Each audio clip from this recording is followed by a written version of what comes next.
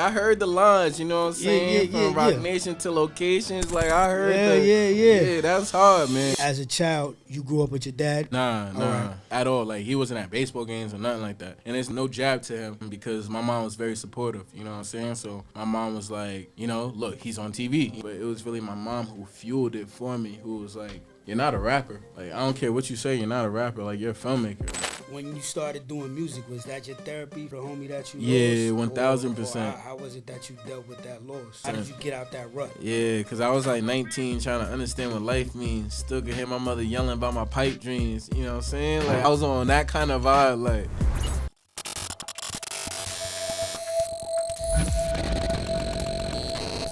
Dímelo con que lo que. You already know what it is, man. Podcast Central. Coastal Chronicles NYC. I'm your boy, Tank Sinatra, a.k.a. Taino Domingo, a.k.a. call me anything but late for dinner because you know I love to eat. And as usual, you know I got my brother with me, the activation king of NYC, even worldwide, not just NYC. For that, what the fuck am I talking about? Trent Star, talk to the people. Yo, what's going on? What's going on, YouTube world? You know what I'm saying? We the world famous Duce Lounge, Coastal Chronicles. You know what I'm saying? Got to shout out my Paper Planes family, Roc. You know, we got this Duce Friday things going on. You see the big Gold Cups vibes for the summer. We're about to get crazy this summer, man.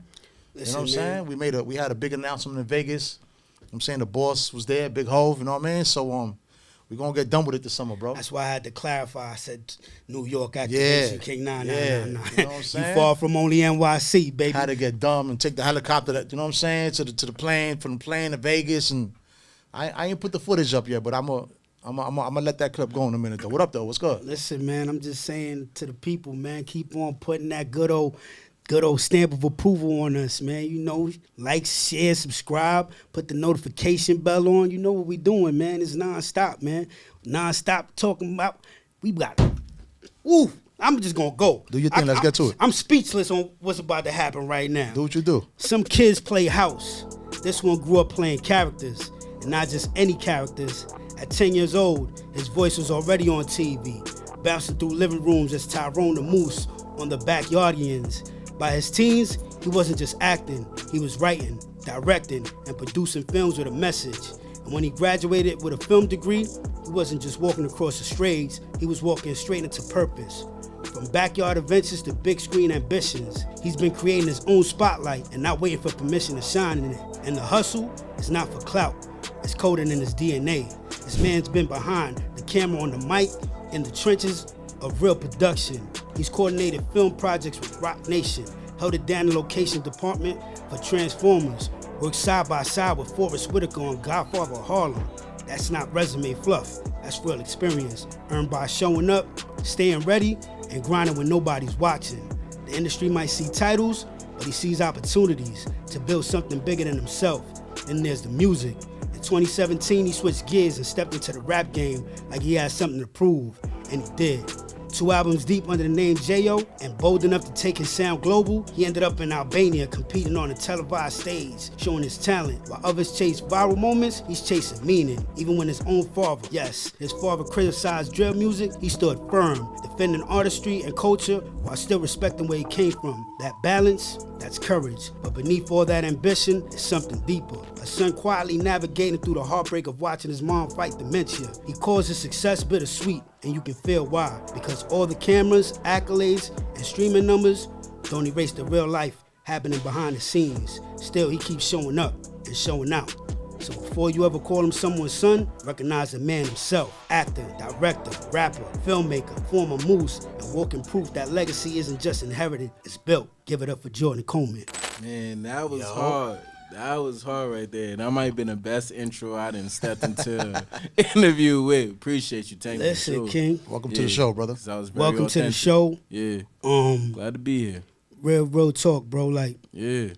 And the screenwriter in me appreciate. I heard the lines, you know what I'm saying? From Roc Nation to locations, like I heard Yeah, that's hard, man. Yeah, that's I appreciate that for real. That's my monologue team. Creations by Lady J. She get busy with us, but that was awesome. Nothing that was said was fabricated. Right. You feel me? Cause I'm just thinking about how you was doing your whole directing doing documentaries at 13. Yeah. You know what I was doing at 13? You know what you was doing at 13? Like, seriously, bro. Yeah. Like it's different. It's different. And, It was. and we got to give you your flowers, bro. But with that being said, appreciate it, yeah. we like to start off with Glad to a be here. person's DNA. Yup. You know what I mean? Their upbringing and what made them what they are today. Yeah. So give the people your background. Absolutely. So, yeah, my first name is Jordan. I go by J.O. My last name is Coleman. And I'm looking at adding Adams to my last name, too. I never grew up with my pops. You know, I grew up in Hackensack, New Jersey, Bergen County. Who's your dad? My dad's Eric Adams. Oh, you know okay. what I'm saying? Currently, he's the mayor, and he's looking to continue his work in political world. You know what I'm saying? Okay. He belongs in the entertainment world with me, but he's continuing his political world. You know what I'm saying? But yeah. Now I grew up in Jersey, and I went off to college down in D.C. And I was one of those young kids that went off to college before he was 18. And I couldn't even sign papers to go to the gym yet, you know what I'm saying? So I had to wait a bit before I was really like a grown man on my own as far as like signing papers, but mentally and like maturation-wise, I was already considered a grown man because I had to walk into meetings from an early age and let them know what I'm trying to do, and I had to be focused with my brain, you know? But after my time in D.C., I spent a little time in Los Angeles working at Universal Pictures in the special projects department, and that was pretty fly. I was around like it was 2016, so I was like 20 years old. Yeah, I was 20 years old because I couldn't go to the bar yet. So I was out there, you know, just riding my bike. Oh, you know what I'm saying? Can you go to the store for me? Head ass, you know. So that was a cool experience. It was a humbling experience, but it was still a grand experience at the same time. And then after that, I worked at the Late Show with Stephen Colbert for a bit, and it showed me what the bright lights was really about in New York City. And I did like a freestyle for him, and I included his name. You know, I went hard on it. And then I asked him, do you think I should, you know, take my talents to the stage? I was really trying to join his house band, but I was like, you think I should take my talents to the stage or go back to school? He was like, I don't know what to tell you. So I'm like, man, I'm going to go ahead back to school. So, excuse me. In 2018, I went back to grad school, and it was in the Navy Yard in Brooklyn. And that's when I feel like I really grew up. Like, it was a couple of moments where, like, I was already who I was from, like, the Backyardigans and me making films and stuff, but, like, I wasn't able to craft my own identity until, like, I feel grad school for real because, like, I had a past, so I had a shaping already, but, like, who was Jordan going to be moving forward? And I had to look at myself in the eyes, you know, because I was living in Brooklyn. I was living in Bed-Stuy. That means you got to figure out what you're going to eat. You got to figure out what train you're going to take. You're going to figure out what you're going to dress and how you're going to dress because people might take what you got on. So, you know what I'm saying? You got to be sharper. You know what I'm saying? This isn't just Jersey lifestyle. This is you being dropped in a place where you might not be prepared for it, but you're going to have to be prepared for it because your pops is preparing for something bigger than you, you know? And then during that time, I was doing grad school. I was working at a Caribbean restaurant on Adelphi in DeKalb. And I remember I used to walk to school, walk to work, and then walk home. You know what I'm saying? Because the Uber would be too much. I wasn't making enough. But, like, during my time there, and I was the bus boy. But, like, I was the fly bus boy. You know what I'm saying? I used to never wear, like, the uniforms or nothing like that. I used to wear all black. Or, you know what I'm saying? They were like, yo, you work here or you eating here? I'm like, nah. I'm just on shift. But, you know what I'm saying? Like, I used to be on that timing. But it was a cool situation because I was able to work hard and I was able to build who Jordan was, you know, over time. And then that blessing came with force where I'm in grad school and it's 2020 and I'm kind of old school and I started to realize it, you know, over these years because I turned 30 in August this year coming up. And August what? August 28th. Okay. Yeah, 95. Big Virgo vibes in the building. Word. Yeah, for sure, Yeah, for sure, yeah, you for know sure. how we give it up. Yeah, definitely. Shout out to the Virgs, for sure. But nah, like I was there, like I'm in the front of the class, I'm paying attention, I'm writing notes, and then like COVID hit and like everything's on the computer and stuff. I'm like, bro, like I'm not gonna hold you. Like I can't really focus like this. You know what I'm saying? I gotta be in front of somebody talking, like really taking notes, going to office hours, like really on some like in-person kind of situation. And I'm trying to do like the school with me working at the restaurant, you know, cleaning dishes and all that. And then I get the opportunity to work on Godfather of Harlem, but it's me working on like the construction side of it, like bringing boxes in or like, you know, helping set up for the scenes and stuff, you know what I'm saying? So it wasn't really like me in the screenwriting sense, but I took the job with a smile. I was able to help people. Like, I was doing, like, the I-9 paperwork. You know what I'm saying? Like, I was just there, like, hey, I need your social. I know you don't really want to give it to me, but, like, you know what I'm saying? You want to get paid. I want to do my job. Like, come on. Like, let's just get it done. So, you know, people saw that I had, like, a sense of humor and personality. And mind you, I was, like, working on it. That's the thing that I was working on while I was, you know, growing up in this time of my life.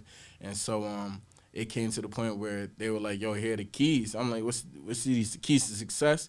And they're like, yeah, pretty much. Like, you Forrest's assistant on the show.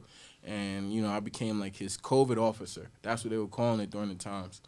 And it was pretty much keeping everybody away from him and making sure he don't get COVID. I'm like, yo, out of all the people, you know what I'm saying? Like, that's crazy, you know what I'm saying? I got to make sure this guy don't get COVID. Like, everybody back up now, you know what I'm saying? Like, I saw this shit, like, hold on. So it just turned into one of those situations where it was high pressure, but, like, once you get into the flow of it all, it doesn't feel high pressure no more. And that's why I admire the Michael Jordans and the Kobe Bryants of the world, you know what I'm saying? Because they were ready for the high pressure situations to the point where it was just regular practice for them. In their mind, them shooting that free throw or them pulling up on the elbow, that's a high pressure situation. And I look at myself as if I'm a life athlete, you know what I'm saying? Like, I played sports growing up. I played rugby in college. But I look at myself as if, like, all right, you have goals, you have wins and losses, and you got to make sure that your wins are more than your losses right now. You can learn from your losses for sure, but at the end of the day, like, you're a winner, and you got to make sure that you continue to win. So, I adapted to the situation with Forrest, and things went well, and I was able to be a part of season 2. It was an amazing situation, and then after that, I was able to just hit the job search looking for work. And, I landed at Roc, and that was just an amazing time there. Paper Planes is amazing, you know what I'm saying? I got mad love for Paper Planes, bro. And they get mad fly, you know? And they got the flagship now, too. So salute to the development, you know what I'm saying? That's awesome, man. You know, do say family, you know what I'm saying? Like, come on now. So it's just, it all works, you know what I'm saying? I feel like New York is in a revamping stage. And these are elements that can revamp it and will revamp it, you know? Like, these are going to be staples, just like how, you know, Timberlands were staples for a long time in New York, you know? So I think that everything goes through a change and through a new phase, but the authenticity of New York City, it's going to stand, and whatever is new and standing in New York City is going to last, you know? So I'm happy at the status, and I look to be a part of it moving forward, too, whether it's with the movies or the music. Check it. That was crazy. Man, we here, bro. Listen, we unpacking everything you just said right now, because I think one thing that you left out, right, is what I was trying to get to. So, all right, as a child, you grew up with your dad? Nah. You grew up with your dad? Nah. So... At all. Like, he wasn't at baseball games or nothing like that. And there's no jab to him. There's no jab to him because my mom was very supportive, you know what I'm saying? So my mom was like, you know, look, he's on TV, you know what I'm saying? There you go. It was all love, you know what I'm saying? But it made me realize that this guy is on a mission, you know what I'm saying? Like, he on a real, like bigger than family kind of mission. And that's different, you know what I'm saying? To be a part of that, to be the son of that, like, that was really different for me, and, like, I embraced it in a way where it was like, he don't need to be here. Like, you know, we love him and all that, but he don't need to be here right now. I'm still going to hit this home run, or I'm still going to lock you up on defense, or, you know what I'm saying? Like, so it turned into, like a divide and conquer kind of situation where it's like he's handling his business, I'm handling my business, so I could be a good kid and go off to college and stuff. You know what I'm saying? As the time of you seeing your father and all the things that he's doing, right? Mm-hmm. When did young Jordan, I'm talking about preteen Jordan, say to himself, yo, you know what? I can make films. I can make documentaries. I want to be in this space where I'm able to create for the people. When did it come to you? Yeah. When did it come to you when you started to develop Say It Loud? Because you just finished talking about another Virgo, Kobe, right? Yeah. As soon as you walked in, Yeah. you was like, yo, look at two goats on the wall. Automatically. And you just finished saying it Yeah. in the interview, right? Yeah. Tell me how at 12, 13 years old, Kobe's sitting literally a few feet from you, Yeah. and you're interviewing him and asking him, yo, how were you in school? And like when Yeah. did it manifested in your brain that this was a lane that you wanted to go to? Because Yeah. you know, some people, regardless of you not being in your father, not being in the same, Yeah. Like lanes, avenues here. but you see all the things that he's accomplishing. Right. Why is it that you didn't say to yourself, damn, I want to go into law enforcement, or I want to go into politics? What made you want to pick your lane? Because I'm a character, you know what I'm saying? Like, I like to drink my Douce without being judged for it, you know what I'm saying? That don't mean I don't have a brain. Like, I went to grad school. I went to a very prestigious institution. Like, I just want to be a free spirit, in all honesty. That's why I chose the lane in which I chose, because I feel like there's a lot of free spirits out there, but they don't know the guidelines in which they could follow. They just feel like they could be free and dumb, and that doesn't have to be the case. Like, you could be free-spirited and still sharp, and you could be free-spirited and still chase your goals. So I chose art because that's the best representation for me to be able to give you my opinion without me feeling like I'm lecturing you. You know what I'm saying? You could watch my movie and be like, damn, I really took a piece out of that I could really resonate with. Or you could be like, yo, it was just entertainment. You know what I'm saying? And, you know, Jordan makes good movies, and I would like to make good movies like Jordan.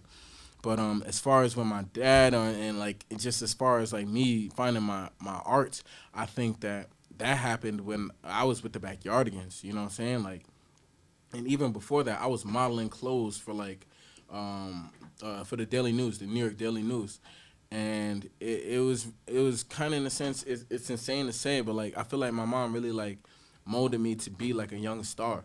You know what I'm saying? Like, from an early age, because, like, she worked at the Daily News, you know what I'm saying, for 26 years, and she covered crime and punishment, you know what I'm saying? Like, I was in her stomach, and we were in L.A. when Biggie got shot, you know what I'm saying? She covered Aretha Franklin and O.J. Simpson and all these big cases, you know what I'm saying? Working at the courthouse on 138th Street, Grand Concourse, she was really, like, in the mix of everything that was going on, and she had me involved with it, you know what I'm saying? Because, like, my dad was an officer, and my grandfather was an officer in New Jersey, and so she was always on like the Law and Order vibe. You know what I'm saying? Yeah. Like, that wasn't for me, bro. Like, I thought it was cool in the movies and stuff like that, or like not cool, but like I thought it was interesting, like the stories or the cases or the documentaries and stuff, or like people's lives. You know what I'm saying? Like, I remember hearing about Sean Bell, and like my mother and my dad. Like, my dad sent me down, talked to me about like, do you understand what's happening? Do you know what's going on? Like, I walked in protests with my dad, but that was like me hanging out with dad. You know what I'm saying? Like, my first book that my dad had me read was the autobiography of Malcolm X. You know what I'm saying? And I was around like 8 years old, 9 years old. And he just was like, I don't care if you don't understand everything, but how much of this do you understand? Like, what kind of brain am I working with you? You know what I'm saying? And it was really powerful moments looking back at it. And like, I think that I found myself at an early age, and I found what I was good at an early age, and then I just started to run with it. But it was really my mom who fueled it for me, who was like, you're not a rapper. Like, I don't care what you say, you're not a rapper. Like, you're a filmmaker. Like, and I would get tight, and I would get better at rapping because she would tell me I'm not a rapper. You know what I'm saying? She was like, we ain't send you to school to be a rapper, so, like, I don't know why you trying to rap. And I'm like, all right, you going to hear this wordplay. You going to triple entendre this month. You know what I'm saying? And it's like she was getting me sharp. And then, like, it came a point in time where I did a TED Talk in college. And I was just talking about, like, it was a poem. And, like, how I needed to write a poem for class. And then I finally did the poem. And she heard that poem. And, like, you know how you come home from school, from college and stuff. And it was Christmas time. I'll never forget. Like, she had, like, a Christmas party at the house. And she over here, like, hey, do the poem. I'm like, oh, so you like when I rap. You like when I spit them bars. You know what now I'm it's saying? switching up. Yeah, now it's switching exactly. Point proven. Point proven. That's dope. That's dope. So, yeah, paying the price. Yeah. Right? I want you to break down to the people. Oof. R.I.P. Romac. What that R.I.P. that movie was about. Yeah. You know what I'm saying? Yeah. Just give them the whole backstory. Man, that movie, bro. That movie did something to me as a person. And I'm explaining to you because after the first one, my first movie, you know, we have Kobe Bryant in it. We have Vince Carter in it. We have Michael Strahan in it. Jadakiss, Young Jock, Hurricane Chris, DJ Marley Marl, Reverend Al Sharpton, you know what I'm saying? Nick Cannon, Biz Marquis, R.I.P., Busta Rhymes, you know what I'm saying? Ludacris, you know what I'm saying? Like Winky Wright, you know what I'm saying? Mm-hmm. Keep holding it down. So it's like a lot of OGs that I'm getting information from. Like Jordan is sitting down talking to these people. Excuse me. And I'm sitting down talking to these people. And it's turning into a situation where it's like I'm gaining wisdom, and everyone who's watching this is gaining the wisdom of all these legends. You know what I'm saying? So now with this second movie, it's like, all right, what did Jordan learn from this? How is Jordan growing as a person? What is the vibe of Jordan moving forward as an artist? You know what I'm saying? So then that second movie, I kind of took the reins a lot more in the sense of I was 16, and we started shooting this film on August 11th, but August 17th started tour-a-days for football at high school. So I'm like, I'm not going to miss tour-a-days because, you know what I'm saying? Like, I still got to put in that work on the field, you feel? So we shot the film in, like, you know what I'm saying, no time at all. And it's like 16-hour days, just like a standard-ass film. But this film was important to me because it was a situation where, like, teen dating violence was big, you know what I'm saying? Whether it was on a local level, like within communities, or like on a grand level within like celebrities. And so I started to have a conversation with like a lot of my friends, and like a lot of people were going on different sides, whether, you know, she wrong for pushing him or a man should never hit a woman, you know what I'm saying? Like we kids, we just going back and forth and stuff, everyone chatting. And so I really do research, and I see that 1 in every 3 teens are victims of teen dating violence. I'm like, yo, this is crazy, you know what I'm saying? Like, I was raised to never hit a woman, but there's certain situations where a man has to protect himself, like at bottom line, you know what I'm saying? So how can I put this into a conversation where I can understand where the other side is coming from, so we ain't even got to swing no more? We could just understand, you know what I'm saying, what it looks like if someone did swing and the consequences of that. And so that's what the film kind of geared towards. And so it was an amazing film. You know, it was a 66-person cast that I was dealing with. And it was amazing because I was able to see a vision, and I was able to have the backing. Like I really want to give a shout out to my grandfather, my mom's father, because like he did what he was supposed to do as a man, to the point where like he raised a woman who was able to be successful, to be able to raise a son who was able to do his own thing, and he was able to give back, and he was a producer on my project. You know what I'm saying? Rest in peace to my grandfather. But at the end of the day, like, we never went to no producer and be like, can you please give us money towards, because we had it, you know what I'm saying? And it wasn't even like on some like political bullshit. Like, it was like black excellence holding on to their money. Here, we know you put money from the Backyardigans into your first movie. You my grandson here, you know what I'm saying? You seen that vision? Yeah, and that was real for me, because it showed that like we ain't always got to go to the grocery market and be like, how much that costs. We could be like, all right, since you really want it and it's good for you, here, you can have that. And it shifted my brain a bit, even at the age of 16. But shooting that movie, the main character, he stayed at my house for about 26 days, you know what I'm saying? So he was from New Rochelle, and me and him really bonded because we had the same birthday, but he was a bit older than me. And, you know, I looked at him as if he was a big brother. And then as years passed, he ended up passing away from brain cancer. And, like, I want to say, like, 4 years after the movie. And, no, I would say 2 years after the movie. Because 3 years, because I was 19. And it messed me up, bro. Because, like, you know, you staying in my house, we playing NCAA together, we hanging out offset, playing ball and all that. Like, I'm thinking we Scorsese and De Niro. I'm telling him this, you know what I'm saying? Like, yo, we could really do it. Before there was Coogler and Michael B. Jordan, you know, because this is before, like, YouTube is really popping and stuff, you know what I'm saying? So, like, there's no Instagram motivation for real. This is just you going out, picking up a camera and doing it. I'm like, yo, like, we could be that, you know what I'm saying? So it really turned to a situation where I was really screwed up. like I wasn't like to the point where like I was like a crash out, but it was like I didn't want to touch movies for a bit. You know what I'm saying? Like I didn't really want to make any movies because I felt like no actor was gonna be like him, and I didn't feel like getting that kind of connection again and then losing it all. Like that bothered me a lot in my artist developmental stages. So I shifted towards music, and this was when I was in college, and a lot of my friends, like just genuine friends, were audio engineer majors. And they would have the microphones in the dorms and stuff. So, you know, I would pull up, try to spit, and I would sound terrible, bro. Like, I ain't understand how people could get that on beat, what they were trying to say. Like, I couldn't, like, lose my syllables. You know what I'm saying? On the nerdiest way possible, I couldn't get my syllables right. Couldn't get my syllables in order, bro. So, I would just listen to them and take the back seat for a while. But I was good at ball, you know what I'm saying? Like, I was always, like, an athletic kind of kid. So, like, they would hang around with me for, like, the sports sense. If it was just the music, they wouldn't hang out with me, bro.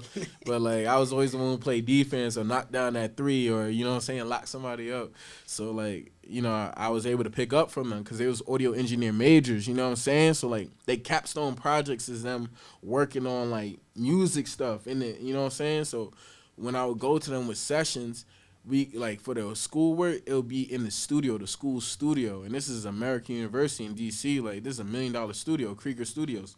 So it's like, you know what I'm saying? Like, it's time to, you know, microphone check, like, we here, you know what I'm saying? So it was a good experience throughout my years, you know, and I was able to get my pen together, and I was always like really honed on like getting a message across. And I was able to learn from some real New Yorkers down in D.C. I'm not going to hold you. Like, man, my boy Spencer, shout out to him, because he really was like, nah, like, you going to go through your New... He was from New York. He's from Yonkers. And you would have thought he was from the heart of New York City. You thought his bed was in Times Square the way he read New York City, man, bro. I tell you, bro. Don't tell Jada that. Yeah, nah, for real. Yonkers represent New York, bro. For real. So, when you started doing music, was that your therapy for the homie that you lost? Yeah, 1000%. How was it that you dealt with that loss? Yeah, you know 1000%. How did you get out that rut? Yeah, because I was like 19 trying to understand what life means. Still could hear my mother yelling about my pipe dreams. You know what I'm saying? Like, okay. I was on that kind of vibe. Like, I was angry. And then I played sports heavy because me and him connected through sports. So it was a situation where I want to bust your ass, you know, for him and for me, because I know he watching me play defense. He watching all the little things. Like, you ain't got to congratulate him, you know what I'm saying? Because I know he watching, and it just turned into that. And, like, I always wanted to play in, like, the NBA Celebrity All-Star game. Like, that's one of my goals, like, life goals that I really want to happen. And so, what I really want to happen, not just playing it, but Kevin Hart got the record for the MVP. So, yeah, so I'm trying to rack up on the MVPs, you know what I'm saying? But, yeah, that's something for him, for real. You know what I'm saying? That's just like a personal friend thing, you know what I'm saying? That, like, I definitely want to represent for everyone who taught me everything about sports that I learned over my years. Because it taught me to be a captain on the rugby team at my school, you know what I'm saying? Like, the grit, the determination, the footwork, the IQ, the instinct. Like, I never played rugby till I stepped on that campus. So it was definitely different for me. Yeah. All right, so you dabbled in film. Mm-hmm. You dabbled in music. What's your passion? Like, yeah. If you had to pick one, yeah, which one would it be? That's always the toughest question I get, bro. I swear that's the toughest question. And I would say writing. Writing is my passion. You know what I'm saying? No matter what platform people can hear my voice on, whether it's the radio or TV or music, like, I enjoy getting my message across on some kind of medium, you know what I'm saying? And that's what I'm realizing, because I couldn't choose. I liked rapping on projects, and I like making movies. I like screenwriting. I like songwriting. So I realized the common denominator between the two is just writing, period. And I think I got that from my mom. You know, she wrote books. She was a writer from the Daily News. My dad's a public speaker. So, like, I think that it's just some kind of genetic. Like, I like words. I like sentences. I like paragraphs. I like seeing how it forms. I don't really like pages now. Pages turns into a lot. You know what I'm saying? Yeah. But I like seeing how it flows. I like hearing how syllables hit. I like seeing the way that the word is phonetically spelled and all that. You know what I'm saying? I enjoy that. So how did you know, Roc Nation is a very, very elite, Yeah. very elite, Super. high-end company. Super. How did you get in there? Yeah. I mean, honestly, I think that me working with Forrest was definitely an eye-opener for a lot of people within the industry because he's definitely a legend. And I was looking for an avenue where I could get my film stuff off, and I was just reaching out to people, and they were saying that they were looking to develop the film and TV space. And so I was able to land a meeting with Lori, and she did the whole interview process, and I showed her as much writing as I could because, you know, as a grad student, you always got to keep stuff in the tuck just in case someone wants to see your samples. And so she saw that I had a creative mind, and it turned into a blessing. And I gotta say, to this day, that was one of my favorite jobs because it showed me that everything that I dreamed of was possible. You know what I'm saying? From the sports to the music to the fashion to the films where my ass was in. And it was definitely overwhelming, but it was overwhelming in the best way possible because it was like everyone wanted to work with Roc Nation. Everyone does want to work with Roc Nation off of the credibility of the name, off the work ethic, and the talent that walks through the doors. So it was one of those situations where, like you said, it was elite. You know what I'm saying? It made me become more elite. It made me not just be the Jordan Coleman who was a filmmaker, but it was Jordan Coleman who was representing Roc Nation. And I got a funny story there, bro. I remember. Let's talk about it. Let's talk about it. For sure. I got a funny story because, you know, just in the office, regular office stuff, like you might not catch in your email here and there, like things going on. And we were supposed to have a meeting on one floor, and I missed that they switched the meeting to a different floor. And so I'm going into the one floor where I'm thinking the meeting is at, you know what I'm saying, and the boss man is having a real meeting, you know what I'm saying? So you know, you walk in somewhere where you know you're supposed to be a little different than like where you're not supposed to be. So I walked in as like if you belonged in there. Yeah. That's crazy. I get what you're going now, Bro, okay. and immediately leers his eyes like, yo, who? Like what are you doing? This is out of line. Yeah. That's the thought that I thought that came wild. across his head. Like, this is out of line. This is not going according to plan. So I immediately back out the door. Like, I don't even turn around. I back out the door, you know what I'm saying? I'm not supposed to be here. I'm wilding. Let me check my email. I realize I'm going to the wrong floor. And so I'm going through the elevators to press the elevator. By this time, I'm sweating already. Bullets already coming down my face. Like, you know what I'm saying? What just happened? Yeah, because I'm late to my meeting. You know what I'm saying? And then you walked into the wrong one. Bro, I walked. So before the elevator could get here, boss man is already walking through the doors. Like, nah, who are you? Like, you know what I'm saying? This wasn't like, oh, somebody just walked into my meeting. It's like, nah, I want to know who is this that walked into my meeting. And so I'm on the elevator and I'm like, well, it's a pleasure to meet you. This is why I'm giving him my whole background of who I am as a person. I'm letting him know, like, listen, man, I thought the meeting was on this floor. They switched it last minute to this floor. My bad. That will never happen again. But, like, it was a crazy elevator pitch, and it was just, like, one of those situations where the pressure was on, but because of who I was able to develop to be over the years, I had something instead of just being there, like, not being able to speak, you know what I'm saying? So it was a real moment for me. It was definitely a real moment for me. But I commended him for that because he didn't let that rock at all.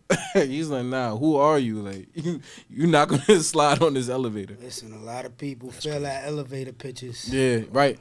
You know what I mean? Mm-hmm. But I want to ask you a question real quick. Yeah. So, how did you go a all good the way to Albania Yeah. for their version of Yeah. American That Idol? was or fly, whatever? though. King of Majika. Yeah, that was fly. Like, you That was said fly. forget about doing it in the States. You went Nah, all man, the no way. one was hearing me. No one was hearing me. They wasn't trying to hear that. They wasn't hearing me, and it's okay, bro. Cause you know America, we oversaturated with good talent, and then we really oversaturated with loud talent. You know what I'm saying? So it's just a mixture of it all. You understand the hustle, but like over in Europe, they're appreciative of like Americans who could take the time to who could afford and could take the time to get over there. You know what I'm saying? So I, at this point in time, my dad was the mayor. So excuse me. He had a lot of people around him. And I didn't know who anyone was, but, like, I would always play my music because I felt like someone going to hear it, and then they're going to be like, you know what I'm saying? Oh, you pretty good, you know what I'm saying? So then that moment happened, and then it turned to the point where, like, it was one of my dad friends. He was like, you should perform in my hometown. Like, you know what I'm saying? Like, they have, like, a music competition. I feel like you would kill it. I'm like, where's your hometown? And he's like, Albania. I'm like, bro, what? Like, ain't nobody, you know what I'm saying?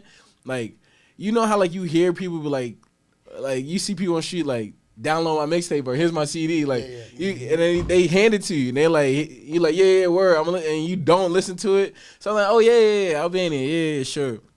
So then I actually took the time to do research to look at it. I'm like, yo, this actually looks legit, you know what I'm saying? So I kept in touch with him, but I'm like, there's no way like I'm gonna go to, you know what I'm saying, Albania. Like, they're not gonna understand English, you know what I'm saying? So it turned to the point where I was really, like, calling my aunt, you know what I'm saying, because my mom was really sick at the time, so I wasn't able to really, like, get that kind of, like, guidance in a sense, you know what I'm saying? So I was really like, what do you think I should do? And she was like, this might be, like, one of those opportunities that changes your life and changes your perspective of yourself. And, that was deep for me. I was all about finding my self-development and personality, so I racked up the coin and bought my ticket. And I got over there the first time, and that was like an experience, you know what I'm saying? Because I landed in Poland. And I'm like, what the fuck am I, you know what I'm saying, get myself into, you know what I'm saying? Like, I don't know none of the language. I barely know the money. I don't like the food, you know what I'm saying? Like, I'm used to McDonald's, Yeah. But then I calm myself down.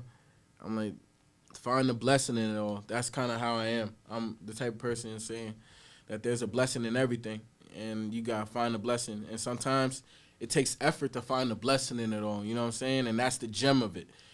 And so I was able to find a blessing that, a lot of people like me aren't able to get into a situation like this. So let me take pictures and videos so I could show people who aren't from around here what it's like. And then I landed in Albania, and I performed in, like, the trial. The trial was crazy because they showed me the whole studio and everything. And this was like my first time meeting Albanians in real life. You know what I'm saying? Like, you hear all the mob stories and everything, so like you don't know what to expect.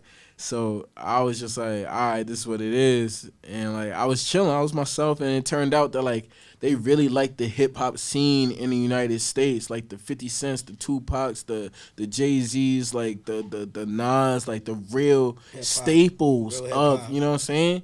Like, yeah, like there's some people who catches their attention, but like they really like the staples of like the essence of hip hop. And so I met a couple people over there and I was able to just like let loose and hang out with, as if like we connected like it was the States.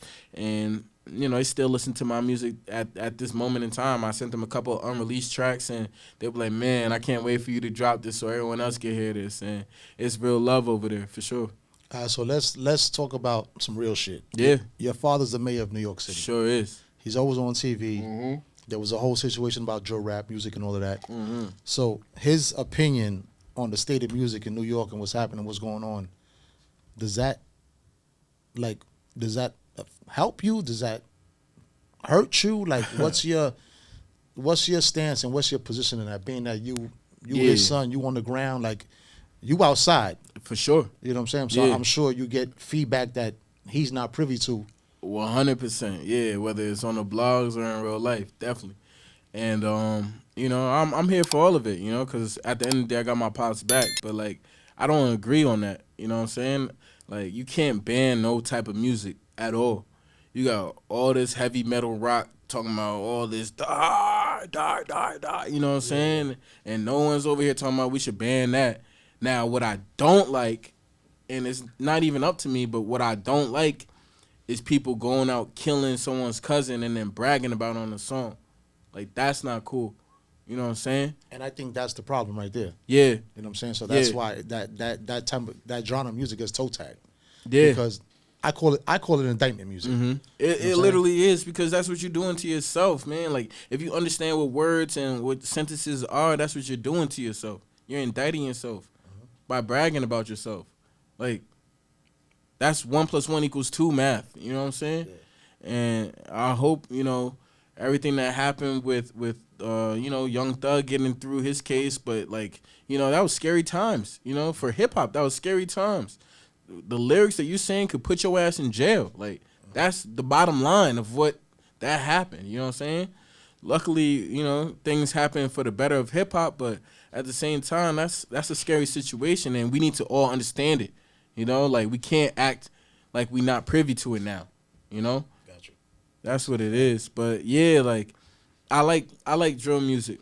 I like the energy that it brings. You know, I'm a football coach in New Jersey, and I'm a running back, and then I'm a DB coach. And, you know, I'm one of those DB coaches that make sure that we press on the line, we aggravate you, and when you catch the ball, you better hold on to it tight. You know what I'm saying? I'm one of those running back coaches where, like, we going to hit the hole, and it's 3rd and 1. You know who's getting the ball, and you better stop it. You know what I'm saying? So that drill music really turns us up for sure. But, like, you know, I meet a lot of people out in life. You know what I'm saying? And there's a lot of pain out in this life, and we shouldn't be celebrating people's pain just to get a record off. You creative enough to make a record. So let's find the right words and sentences to make a hit record without disrespecting somebody. You know? That's very well said, brother. Like, a lot of people have to take notes. You know what I'm saying? Because like you said, like, people are riding this wave. I mean, I hate it. You know what I'm saying? I'm old school. I like the old school shit. That's fair. That's fair. You know what I'm saying? As you should, because it's good old school. Yeah. But, you know, I laugh now because when we were kids, you know, we used to laugh at our parents. Oh, you know, why? You know, they used to tell, oh, why you listening to that? Yeah. And now that it's garbage. Like, yeah. So now, you know, I'm calling it garbage. Yeah. Like, that's not hip hop. You know what I'm saying? I'm used to that boom bap shit. You know what I mean? Yeah, for real. Word. For real. So Jordan. Yeah. So you do music, or you create a content, period. Yeah. You know what I'm saying? For sure. Who were the people that you looked at in film and in music? Yeah, that's a good question. With film, I didn't really look at a lot of people because I didn't like influence. You know what I'm saying? With music, I didn't mind influence because it wasn't my strong suit. So I couldn't. I didn't have the poke chest in that arena. You know what I'm saying? So with music, I looked up to Jay heavy, bro. Heavy, like, from Hard Knock Life on, because my mom was a reporter, you know what I'm saying? So, like, I had to get her approval on music, you know what I'm saying? Like, I remember I got my iPod, it was 6 songs. And it was Show Me What You Got by Jay-Z. 2006. That's when I got my first iPod, on Thanksgiving.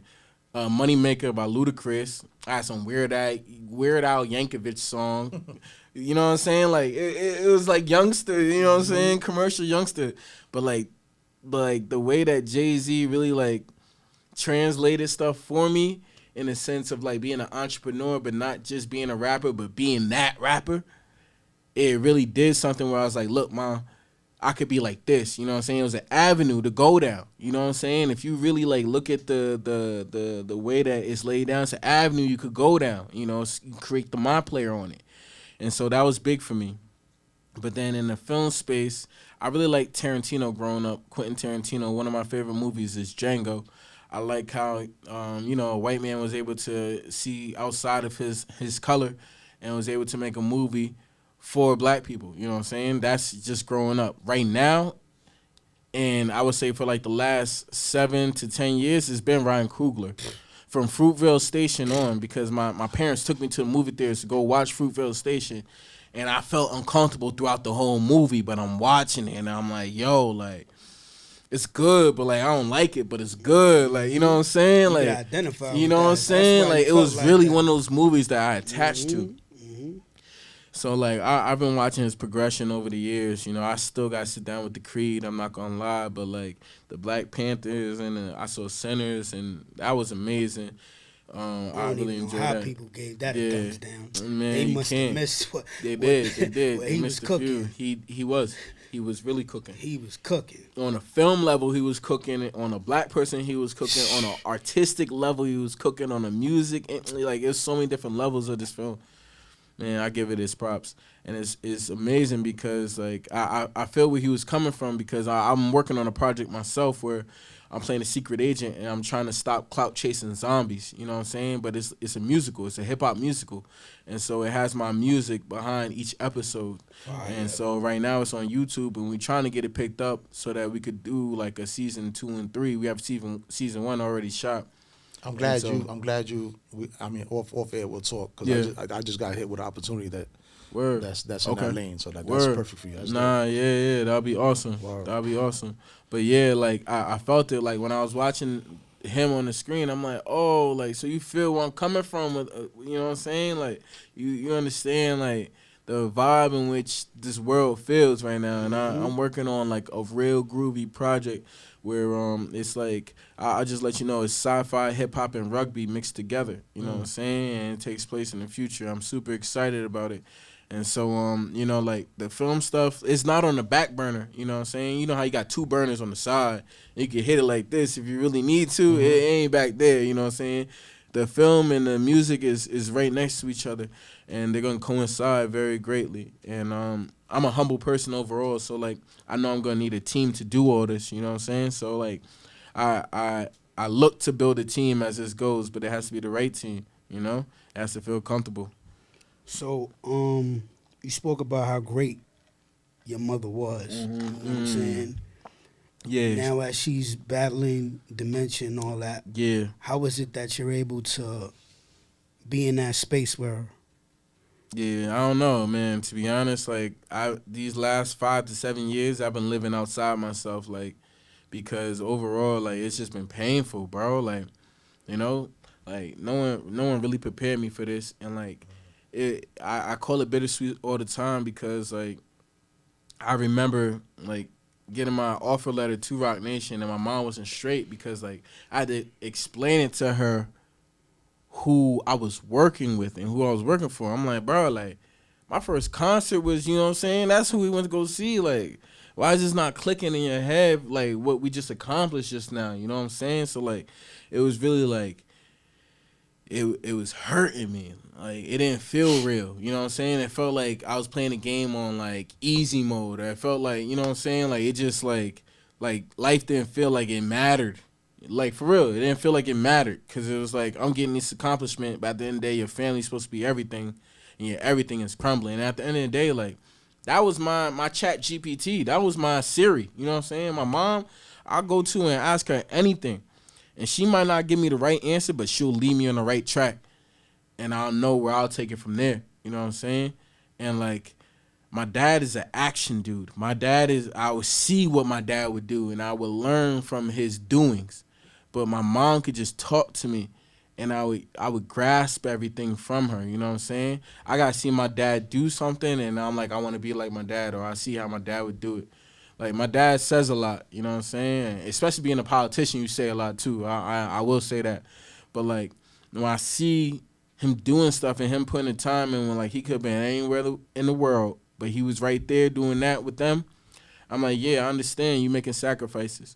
So like with my mom, like being a fan of him and like really raising me to be a fan of him and like being of excellence and showing me what black excellence is all about, and like buying her own house, and like, you know, me and her living in there and she ain't got no furniture and I'm riding my bike through her big ass house. You know what I'm saying? Scratching up the walls and she like, it's all right, it's just us two in here because I bought it for us. Like, that hits different, bro. You don't forget stuff like that. You know what I'm saying? And as the years went past, I just want to say something. Like, my mom was really a visionary because she created this nonprofit organization called Just Between Girlfriends. And Just Between Girlfriends was a group of women who were victims of domestic violence, who were victims of whatever situations, that breast cancer, like a lot of different things. And they would go on vacation, bro. You feel me? Like, she would organize trips where it would be like 200 women in Tampa. and she would have a pajama party, and then they would do whatever, you know what I'm saying? They would bring awareness to, like, she was doing this before YouTube, before Instagram, before any of this was going on. And I only know it because I would take the trip with her to Tampa ahead of time, and she'd be like, all right, Jordan, you're not going to be here, but this is where the punch bowl is going to be set up. This is where the limbo is going to be. And then I would see it. You know what I'm saying? This isn't partyplanners.com doing this. This is my mama doing it. You know what I'm saying? The same person who make me fried fish on Sundays is over here planning a getaway for 200 domestic violence women. You know, like, it was powerful stuff that was around, you know? So, like, me and her used to get into arguments all the time, long story short, because she wanted me to be grown. I wanted to be a kid. Half a day, I don't want to go to the Backyardigans. I want to go hang out with my friends, you know what I'm saying? Shorty pulling up to their crib, bro. I could do these lines over the phone. What? Come on now. Like, you know what I'm saying? You have responsibility, Jordan. Ma, I got basketball practice. It's the playoff basketball game. All right, this is a tough decision, but listen, this is bringing you money. You're going to be able to play rec basketball next year, bro. You're going to be able to play in the men's league when you finish. You ain't going to be able to do this forever. Same year I won an Academy Award, you know what I'm saying? I won an Emmy, Daytime Emmy for Best TV Show. Best Daytime TV Show, you know what I'm saying? Yeah. So, like, my mom had this discernment, and my mom had this understanding of life because she was a black girl around the white people, you know what I'm saying? And she was able to take notes, you know what I'm saying? R.I.P. Jerry Schmetter, for real, because there was a lot of people who was able to give her notes, and she worked with the Crime and Punishment and the Daily News and the officers, so she was in the New York world, you know what I'm saying? She was deep in it. She was deep in it, writing books about Mama Knows Best and going through being a single mom, being pregnant. She was multi-layered, and sometimes I don't know if it was COVID, I don't know if it was what, but like I just feel like she was overpressured, you know what I'm saying? And like I hate that it happened the way that it did, because like I'll be at Roc Nation, you know, at work talking about I got to work on time today. I look good today. Everybody looking good today. Oh, we got such coming to the office. It's a good day. Then I get text messages like, yo, I just saw your mom walking down the street with a wooden stick. Is everything all right? I'm like, whoa. Do I explain to them that my mom has dementia and she don't really know what she's doing right now? Or do I just try to get her out the street? Who can I tell that's not at work right now that can go get my mom, that's not going to ask me questions? Like, it was so much shit going through my mind that the gray hair started coming regardless. You know what I'm saying? So I really just accepted it. I accepted it. And like, you know, I knew 11 o'clock around noontime, my mom was going to get antsy being at home by herself, and that she was going to be looking to get out the house. So I used to hit up people and be like, yo, can you ride around my block real quick? Just make sure my mom there, you know what I'm saying? Knock on the door, make sure she good. She know your face. She not going to freak out if she sees you know what I'm saying? So it was really one of those situations. And then it came to the point where we couldn't even do that no more, you know what I'm saying? It got bad. So then I had to take her to the hospital, of course, because I didn't know what else to do in that situation, bro. And I tell you, like, I tried everything I could, but, like, the way I broke down in tears was just crazy because, like, they didn't know what was going on. I had to explain to them, like, I'm here because my mom can't think right and I can't live my life right because I'm afraid that if I leave her, she's going to end up hurting herself. You know what I'm saying? Like, I didn't know the diagnosis of nothing yet, you know what I'm saying? So it was just one of those situations where I'm like, yo, just help my mom out, you know what I'm saying? Like, and like, it was crazy because it was one of like, that's how small the community is. Like, it was a football player who I was talking to, you know what I'm saying? Like, it was like an underclassman. He was doing security for the door. And he sees I'm walking in here with my mom, and he's like, yo, like, everybody in my city know me, you know what I'm saying? Like, my name is, like, on the walls in the high school academically, too. And they're like, Jordan, like, what's going on? Like, why is Miss Coleman like this? I'm just breaking down in tears, and, like, I couldn't hold it together because it was just one of those moments where I was just like, damn, like, as much as I want to be Superman right now, I ain't got it, you know what I'm saying? And that was just, like, a roller coaster moment for me, and then once we got into there, like you know how the emergency room go, bro. You there for hours and all that BS, and then they ask you all the dumb questions that they could really do their job and figure out on their own.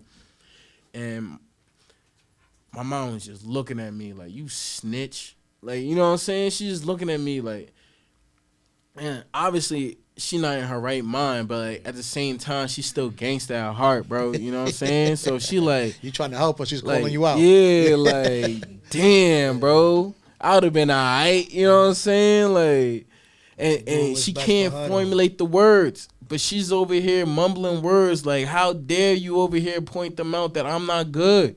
Like, do you know what they're going to do to me? You know what I'm saying? And she hasn't been home since. Wow.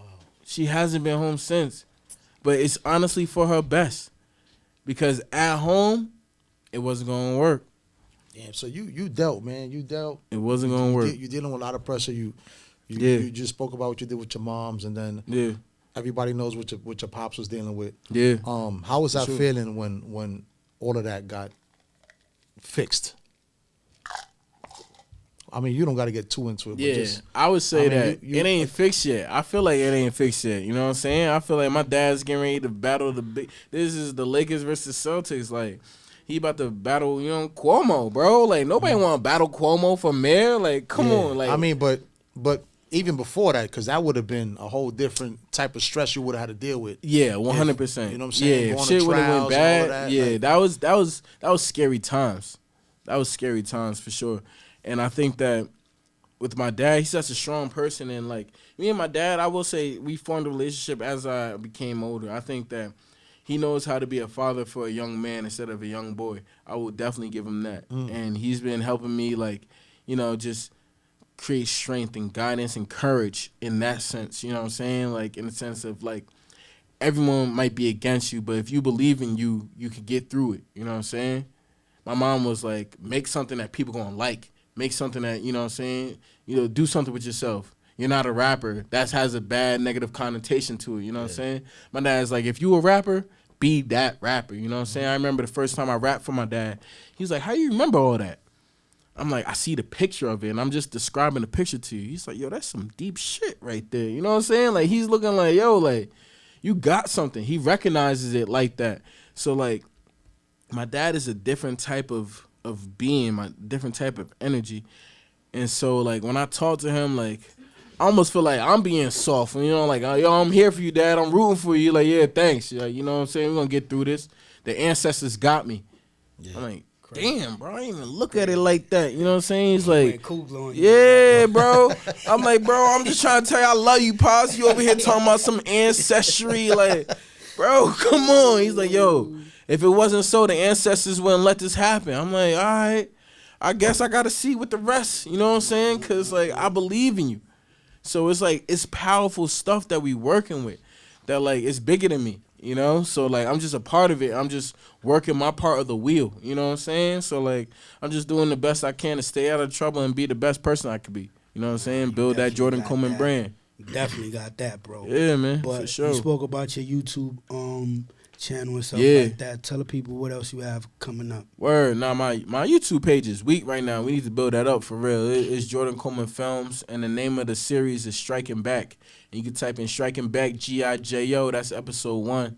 And we get that going off for sure. We got about 1,000 views on that. That's solid, but it starts to trickle off at the end. You know people. Mm-hmm. But they're going to circle back sooner or later, so I'm not mad about it. I'm just putting it out there for people. But, yeah, I'm proud of the project. It's a solid project, you know. We shot on Ari cameras, we shot on Komodos and Black Magics. You know what I'm saying? I worked with Broadway stages and Rolling Studios. I shot on Arthur Kill at a facility, you know what I'm saying?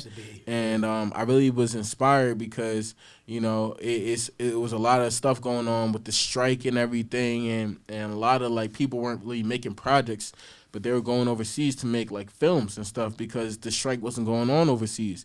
But I'm like, yo, I love America. I know that, you know, the film industry is going to get back into the city. So if I could find a way to make a little passion project on the side while things are lower, you know what I'm saying? Excuse me. I'm not going to stop my hustle just because.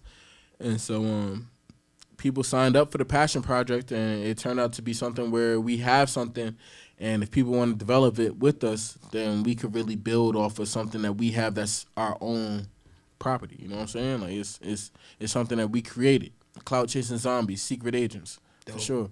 Get the people your social. Oh, underscore JAYOO and another underscore. So that's it. Jordan Coleman. You're going to catch me there on Instagram. That's the only place I'm at besides YouTube. And I really want y'all to listen to my project that just came out. It's called Jet Lag Dreams. I go by JAYOO on Spotify, Instagram, YouTube, however you listen to your music. And I got more music out too. So if you like that music, you're going to hear some more music there too. And if you like to dance, you're going to really like my music if you got some rhythm, for real. So it's one of those moments where you could jump on now, you're going to jump on later. And either way, we're going to be on tour with the Deuce. Okay. Yeah, I want to thank you, my brother, for pulling up. And I want to thank you for the invite to Gracie Mansion, because that was an epic night, bro. For sure, I've never been in that room before, you heard? Let me tell you, that was a magical moment. It was magical. I'm like, yo, we got hip-hop and Gracie Mansion right now? Like, I'm rubbing elbows with different type of crowd right now. You know what I'm saying? I'm from the Low East Side Projects, you know what I'm saying? So that's like, what it's all about, you know what I'm saying? If it's not a school trip or something, you're not really, you know how that goes. You can't be in those type of rooms. Right. And we were able to let loose. And I got to say, Dren, I'm super proud of you, you know what I'm saying? Because, a lot of people like to take a title, but like the Activation King is something that you really like embodied. And like, facts. I seen you in Vegas, I seen you in LA, I seen you in Miami, I seen this man all over, ladies and gentlemen. And listen, that Deuce hit, bro. So you gotta schedule your drinks properly in order to be at these places, in order to take these pictures, in order to boast and brag. So let me tell you, you're doing a great job handling your handle, bro. Thank you, I Tank, appreciate it is a pleasure meeting you. I will never forget that intro, first of all. But the conversation was great.